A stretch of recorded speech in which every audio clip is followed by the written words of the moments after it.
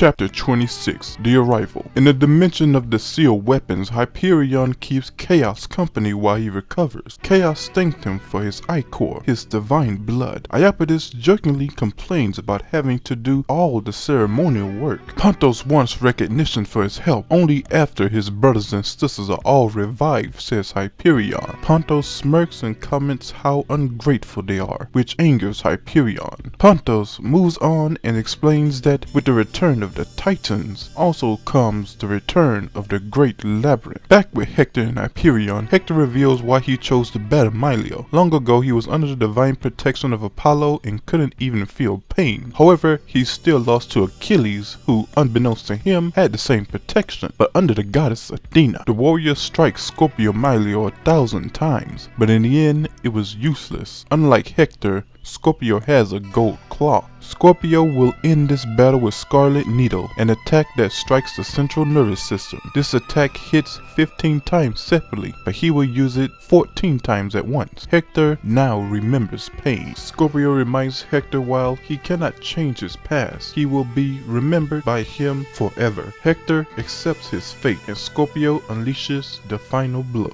Leo talks to Scorpio after battle and agrees with him that only the current generation can change the future, but also no matter what, even if they are defeated, there will be saints that will rise to protect this world. But as that battle ends, Pontos and the gods rejoice, for the 12 Titans have returned. Chapter 27, Those Who Kindle the Symbols. Kronos' labyrinth is restored, brought forth from the depths of Tartarus. Everything is ready for the return of Kronos, and Hyperion finally thanks Pontos. Where nearly all the Titans return, it's time to start once again the Great Holy War, the Titan Monarchy. Shaka and the Pope discuss what has transpired. The 12 Titans have returned, and it would seem they now have no choice but to fight them one-on-one. In the end, they cannot fully restore themselves until they release the divine weapon in the sanctuary. With the Titans' army now attacking, the Pope sent Capricorn to deal with them. He makes easy work of the soldiers, but a giant soon appears. The giant is known as Greyblade and attacks. Seeing the man who uses his arm as a blade as well, he wishes to test whose blade is sharper. The giant strikes again and is impressed Capricorn could block. Capricorn casually destroys the giant's arm and proclaims there is no sword stronger than his.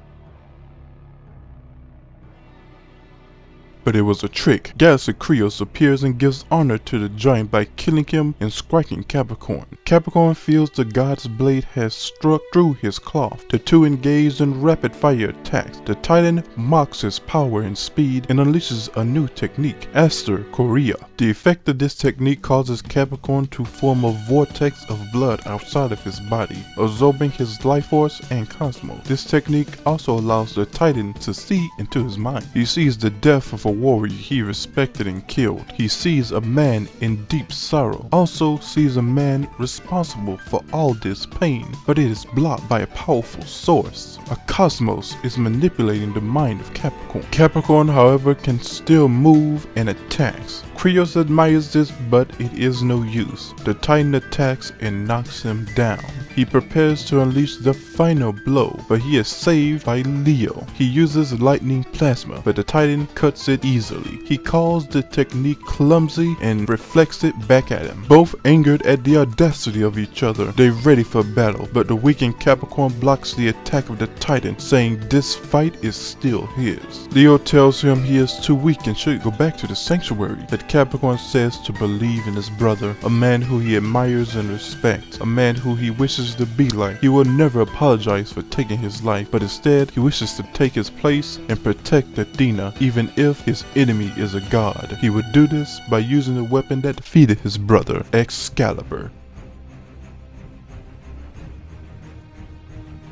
Capricorn is ready to use the technique that slain the Sagittarius Saint to use on the Titan. These words enrage Krios, who again uses Aster Korea. This causes cosmos and blood to be absorbed from him once again. Aster Kyklos. This move uses the absorbed cosmos and unleashes it back toward Capricorn, but he blocks it and destroys it. Something is happening. The Capricorn's eyes are turning red like a demon, possibly from the technique of the false pope. But then the good side of the Gemini fights for control and releases Capricorn from this state of mind. Still, both of Capricorn's arms are broken. Capricorn is still not done yet and attacks with his arms broken. The Titan is impressed that the Saint followed his attack pattern and used his cosmos to destroy his sword. Krios acknowledges the strength of the Saints. Krios now believes Saints are worthy to fight the Titan. He leaves, cutting a door into darkness for them to follow. Capricorn collapses into the arms of Leo. He says he cannot die out of respect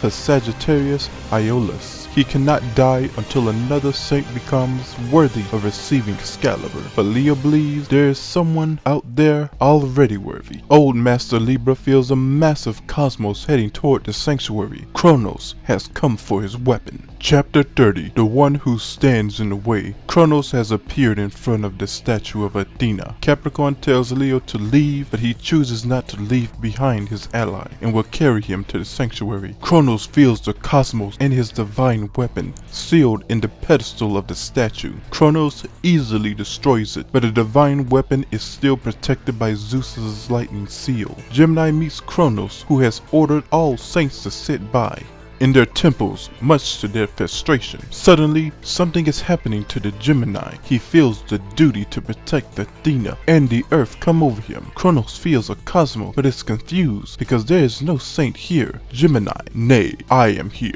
Kronos feels a change of personality. The Gemini saint strikes and tears through the cosmos body of Kronos, which the Titan is greatly impressed by. Kronos attempts to strike the brain of Gemini, but it proves useless, and he uses another dimension to absorb the great god. But Kronos grabs the edges of the dimension and binds the saint. To escape from this, Gemini decides to use his strongest technique in the face of the great god, which Kronos thinks is suicide to do so close. Galaxian explosion.